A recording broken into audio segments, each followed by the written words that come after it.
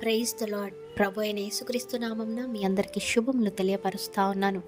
ఈ యొక్క వాగ్దానాలచే మీరు ఆదరింపబడినట్లయితే తప్పకుండా ఇతరులకు షేర్ చేయడానికి ప్రయత్నించండి. కొంతమంది ఉంటారు అందాన్ని బట్టో, ఐశ్వర్యాన్ని బట్టో, ఇంకొంతమంది జ్ఞానాన్ని బట్టి, వారికి ఉన్నటువంటి శక్తి సామర్థ్యాన్ని బట్టి, బలాన్ని బట్టి, జ్ఞానాన్ని బట్టి, మంచి ఉద్యోగాలను బట్టి, లేదా వారు కలిగి ఉన్న వస్తువులను బట్టో, మనుష్యులను బట్టో చాలా సందర్భాల్లో గర్వానికి పోతూ ఉంటారు.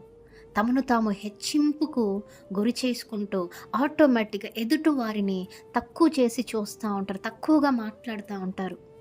అయితే లేఖనం సెలవిస్తూ ఉంది ఏంటి అంటే, ఎందరైతే వినయం కలిగి దేవుని ఎదుట ఉంటారో, ఆయన చిత్తానికి లోబడి ఉంటారో అటువంటి వారిని దేవుడు గణపరుస్తారు అనేసి. మరి ఈరోజు ఈ వీడియో చూస్తున్న మీలో అటువంటి స్థితిలో ఎవరైనా ఉంటే దయవించి సరిచేసుకోండి. నాశనానికి ముందు గర్వం వస్తుంది. మరి తనను తాను తగ్గించుకునేవాడు హెచ్చింపబడతాడు దేవుని దృష్టిలో.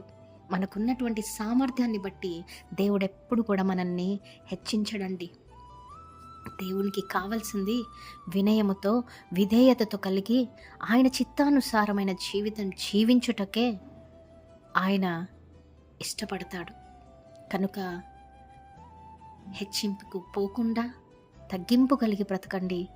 దేవుని సమయంలో అటు వారందరిని కూడా తప్పకుండా ఘనపరుస్తాడు, ఆశీర్వదిస్తాడు, దీవిస్తాడు.